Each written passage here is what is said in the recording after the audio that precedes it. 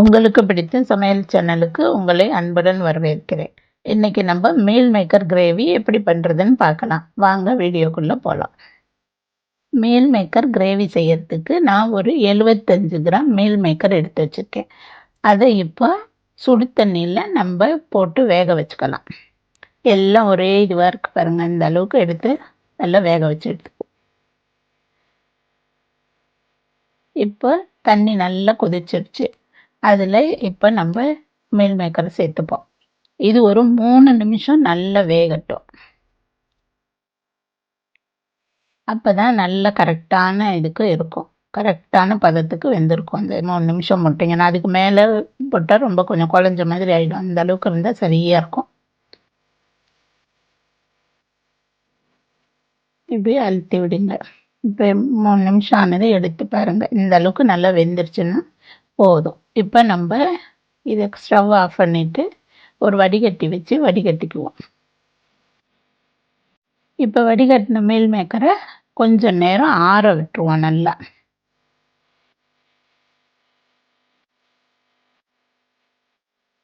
நல்லா இந்த மாதிரி ஆறட்டும். இப்போ ஆறுனதும் அதில் உள்ள தண்ணி எல்லாம் நல்லா புழிஞ்சி எடுத்து ஒரு பவுலில் சேர்த்துக்கோங்க. எல்லாத்தையும் கொஞ்சம் கூட தண்ணி இல்லாமல் நல்லா இருக்க புழிஞ்சு சேர்த்துக்கோங்க.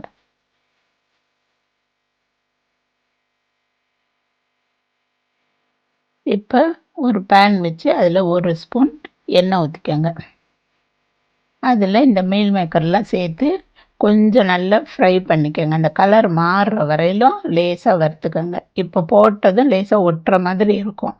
கொஞ்சம் நேரத்தில் அது சரியாயிடும். அதனால் இந்த மாதிரி நல்லா வறுத்துக்கோங்க. ஒரு 2 நிமிஷம் இந்த மாதிரி வருங்க. இப்போ இந்த கலர் கொஞ்சம் மாறிடுச்சு பாருங்க. இந்த அளவுக்கு வந்ததும் சரியாக இருக்கும். இப்போ நம்ம ஸ்டவ் ஆஃப் பண்ணி இதை எடுத்துப்போம்.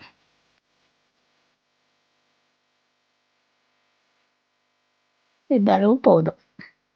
இப்போ ஒரு பேன் வச்சு அதில் ஒரு 2 ஸ்பூன் எண்ணெய் ஊற்றிக்கோங்க. அதில் 2 வெங்காயம் கட் பண்ணி வச்சுருக்கேன். அதை போட்டு நல்லா வதக்கிக்கோங்க. வெங்காயம் நல்லா செவக்கிற அளவுக்கு வதக்கணும்.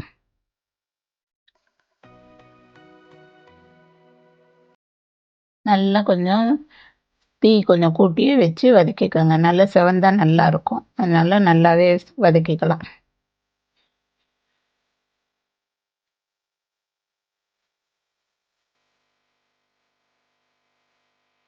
இந்த அளவுக்கு வதங்கணும். இப்போ கரெக்டாக இருக்கும். ஸ்டவ் ஆஃப் பண்ணிவிட்டு இதை எடுத்து ஆற விட்டுருங்க. இப்போ நம்ம மீல் மேக்கர் பவுலில் போட்டு வச்சுருந்தோம் பார்த்தீங்களா, அதில் நம்ம மசாலா போட்டு ரெடி பண்ணிக்கலாம்.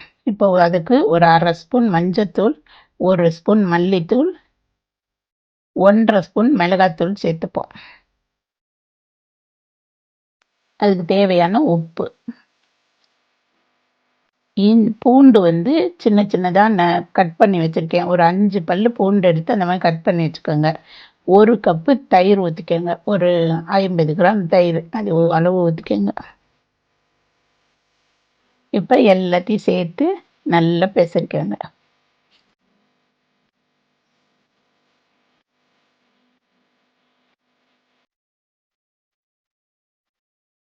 இதில் இப்போ கொஞ்சம் நம்ம தண்ணி கூட சேர்த்து நல்லா பெரட்டி வச்சுக்கலாம்.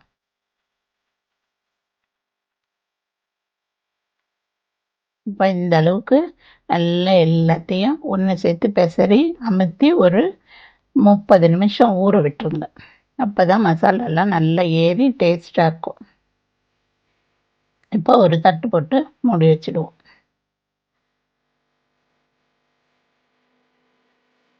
இப்போ ஆற வச்சிருக்க வெங்காயத்தை நல்லா மிக்ஸி ஜாரில் அடிச்சுப்போம். நல்லா நைஸாகவே இருக்கிற வரையில அடிச்சுக்கலாம்.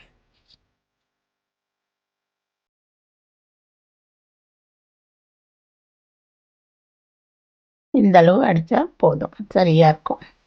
இப்போ நம்ம ஒரு பேன் வச்சு அதில் 2 ஸ்பூன் எண்ணெய் ஊற்றிக்கோங்க. அதில் ஒரு பிரிஞ்சி இலை போட்டுக்கோங்க. சாதி பத்திரி ஒரு இது போட்டுக்கோங்க. ஒரு 3 பட்டை போட்டுக்கோங்க சின்ன சின்னதாக. ஒரு 2 கிராம்பு சேர்த்துக்கோங்க. 1 ஸ்பூன் ஜீரகம் சேர்த்துக்கோங்க. ஒரு 5, 6 மிளகு சேர்த்துக்கோங்க. ஒரு பச்சை மிளகாய் சின்ன சின்னதாக வெட்டி வச்சுருக்கேன், அதையும் இது கூட சேர்த்துக்கோங்க. இப்போ எல்லாத்தையும் நல்லா ஒரு நிமிஷம் இந்த மாதிரி வதக்கிக்குவோம்.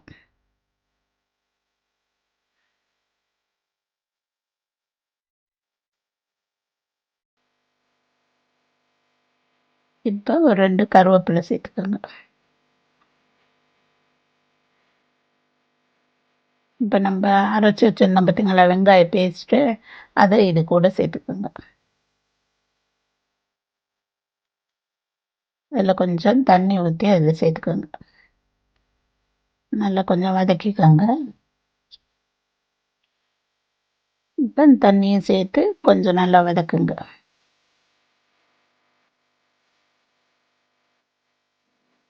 இப்போ நான் ஒரு தக்காளி வெட்டி வச்சுருக்கேன், அதையும் இதில் சேர்த்து எல்லாத்தையும் ஒன்றா நல்லா வதக்கிக்கலாம்.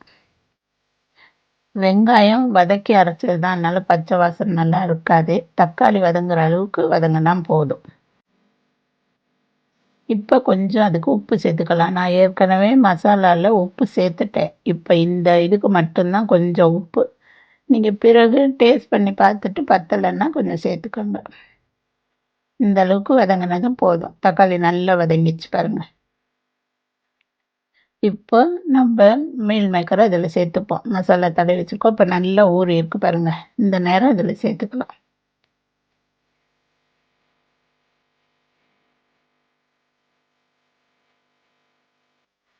இப்போ இதை எல்லாத்தையும் நல்லா ஒன்றா பரட்டி விடுங்க.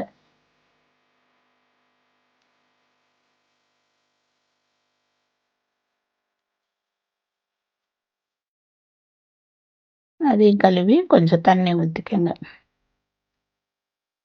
நல்லா இப்போ கொஞ்சம் எல்லாத்தையும் ஒன்று சேர்த்து கொஞ்சம் வதக்குங்க.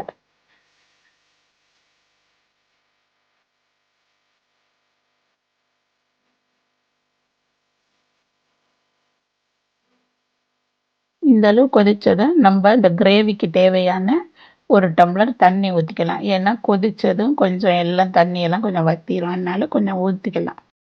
இப்போ அதில் 1 ஸ்பூன் கரம் மசாலா போட்டிருக்கேன். வெந்தயம் வந்து நான் வறுத்து பொடி பண்ணி வச்சுருக்கேன், அது ஒரு 1/2 ஸ்பூன் சேர்த்துருக்கேன். இது வந்து இந்த குழம்புக்கு ரொம்ப டேஸ்ட் கொடுக்கும். இந்த கிரேவிக்கு அந்த மாதிரி சேர்த்திங்கன்னா வெந்தய பொடி சேர்த்துக்கோங்க. அப்படி இல்லைன்னா கஸ்தூரி மேத்தி இருந்தாலும் அதை போட்டுக்கோங்க. இப்போ நம்ம இதை மூடி வச்சிடலாம் ஒரு 5 நிமிஷம். இப்போ பாருங்கள், எண்ணெயெல்லாம் பிரிஞ்சு நல்லா நம்மளுக்கு தயாராகிடுச்சு கிரேவி. இப்போ நல்லா அதை கொஞ்சம் கிண்டி விடுங்க.